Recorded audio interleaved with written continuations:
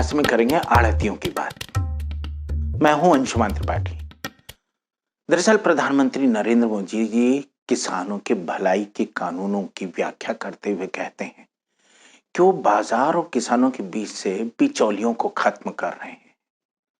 ये अलग बात है कि राफेल में भी बिचौलिया रहता है, तो हर डिफेंस डील में बिचौलिया रहता है, और तमाम तरीके के अगर बिचौलिए खत्म हो जाते तो इलेक्टोरल बॉन्ड को ट्रांसपेरेंट और पारदर्शी बनाने में कोई सरकार को गुरेज नहीं होता।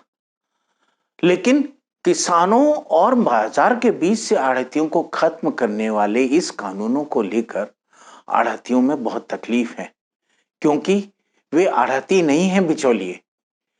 आढ़तियों को गाली मत बनाइए साहब, वो बिचौलिए नहीं है। आप भी बिचौलियों को हटाने की बात कर रहे हैं और हम भी बिचौलियों को हटाने की बात कर रहे हैं, लेकिन तय ये करना होगा कि बिचौलिया है कौन। अगर इन किसान कानूनों को ध्यान से देखें तो बिचौलिया तो सरकार है। अब जरूरत किससे हटाने की है ये जनता तय करेगी। आप कहते हैं कि आपके खून में व्यापार है, हम भी जानते हैं। आपके दौर में, आज के दौर में व्यापार के लिए ही हर सियासतदान प्रधानमंत्री की कुर्सी तक पहुंचना चाहता है, लेकिन उस कुर्सी पर बैठ के देश की पगड़ी का ख्याल भी रखना पड़ता है। यूं ही किसी की पगड़ी उछालना अच्छी बात नहीं है साहब। आढ़तियों से सीखिए, वो किसान की पगड़ी की इज्जत रखते हैं। वो उनसे नहीं, खुद किसानों से पूछ लीजिए कि कौन उन्हें अपने घर में ठहराता, खिलाता पिलाता है। हारी बीमारी में कौन नकद और मदद लेकर खड़ा हो जाता है। वो कहते हैं पगड़ी की कीमत क्या जानेंगे नरेंद्र बाबू, हमारे लिए तो किसान की पगड़ी ही देश की इज्जत है। तो साहब, हम आढ़ती के खून में व्यापार नहीं है, वरना वो ब्याज की बात करता। बिटिया की शादी से लेकर खाद बीज यूरिया से लेकर बुआई कटाई तक रात बिरात किसान के साथ चोली दामन की तरह आढ़ती रहते हैं। वो हमारी तरह वो इज्जतदार हैं, वो बिचौले नहीं है। सच बात तो ये है कि आज बिचौलिया कहने वाली बीजेपी जब विपक्ष में थी तो इन आढ़तियों की कीमत और अहमियत खूब समझती थी। देखिए सुषमा स्वराज जी का ये बयान। जो ग्रामीण अर्थव्यवस्था को जानता है केवल वो इस बात को पहचान सकता है। ग्रामीण अर्थव्यवस्था ये कहती है कि आपके ये बैंकों के एटीएम तो आ जाए हैं, आढ़ती उस किसान का पारंपरिक एटीएम है।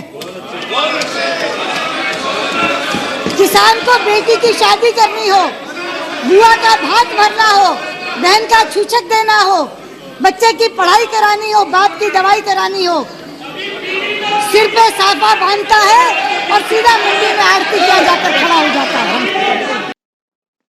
तो मत भूलिए, आढ़त के गले से निकले वोट और चंदे से भारतीय जनता पार्टी आज दुनिया की सबसे बड़ी पार्टी बनी। याद रखिए, चवन्नी का चंदा अडानी के धंधे से बड़ा होता है साहब, क्योंकि इसमें किसान मजदूर का पसीना और माटी की महक रुचि बसी होती। लेकिन राम नामी पहनकर स्वांग करते करते हम राजनीति के लिए राम को ही खरीदना बेचना शुरू कर दिया। ऐसे में किसी को भी सरकार के झूठ पर हैरत नहीं है। आज सरकार का मुखौटा उतर चुका है। आढ़तियों का कहना है कि मोदी जी अगर हमारी जिंदगी जी लेंगे ना तो वो चाय बेचने के पाखंड की कहानी सुनाना भूल जाएंगे। आढ़त के लिए न रात होती न दिन। रात में किसी भी वक्त माल पहुंचता है मंडी में, सुबह 3 बजे से ही थड़े पर चहल पहल शुरू हो जाती। ये बिचौलिए नहीं है, ये सर्विस प्रोवाइडर हैं आपकी भाषा में साहब। ये माल खरीदते नहीं, किसान का माल बिकवाते, कमीशन तय करके। जितना ज्यादा दाम उसे मिलता है किसान को, उतना ही इनका कमीशन बनता है। 10% कमीशन में किसान की गाड़ी से माल उतरवाने, ग्राहक की गाड़ी पर चढ़वाने, चाय पानी नाश्ता खाना, बिजली पानी और मंडी टैक्स भी चुकाना होता है। वो अंबानी अडानी जी को या बड़े बड़े जो कारोबारी जो रिश्ते अब आप बना रहे हैं जिन लोगों से, उद्योगपतियों से, पूंजीपतियों से, वॉलमार्ट से लेके जियो तक, अमेजन से लेके अडानी तक, उन लोगों को तो शायद मंडी टैक्स भी नहीं चुकाना पड़ेगा। यही नहीं, किसान तो नकदी में पैसे ले जाता है अपनी फसल के, और वहीं आढ़ती को उधारी में धंधा करना पड़ता है। कई बार धोखा भी खा जाते हैं, नोटबंदी में भी खा गए, लाखों का पानी हो गया साहब। क्योंकि मोदी जी, आपकी नजर में तो छोटी व्यापारियों के पास ही काला धन था, बड़े व्यापारियों ने तो अपने तरीके से सारा काला धन सफेद कर लिया, नोट बदल लिए, गुलाबी नोटों में बदल चुके।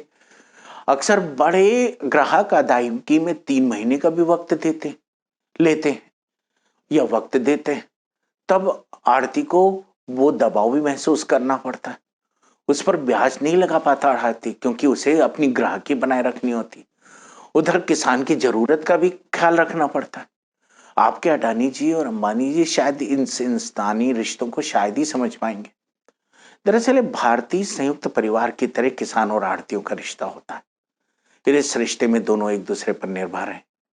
बेशक किसानों के पैसे पर पलने वाले हैं, लेकिन उसे बेहतर सर्विस दिलाने के लिए मेहनताना लेते हैं।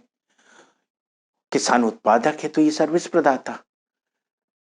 देश का नागरिक बहुत ज्ञानी है। बिचौलिया शब्द किस पर शोभा देता है, ये वो बेहतर जानता है। वो जानता है कि 2-3 बड़े पूंजीपतियों से देश का चुनाव जीतने के लिए हजारों करोड़ रुपए लिए गए और पिछले 6 साल में रियायतों पर रियायतें देकर लाखों करोड़ चुका भी दिए गए। जाहिर है कि सरकार के खून में व्यापार है, जैसा आप कहते भी हैं। यह अलग बात है कि व्यापार में साझेदारी की हमेशा लिखत पढ़त जरूरी नहीं होती, और गुजरात तो इसका बहुत बड़ी मिसाल है, क्योंकि वहां जब भरोसा होता है तभी सत्ता और कारोबारी का रिश्ता बनता है। देश की संपत्ति कारोबारियों के हाथ में बेचने में सरकार पिछले 6 साल से बिचौलिए की भूमिका निभा रही है।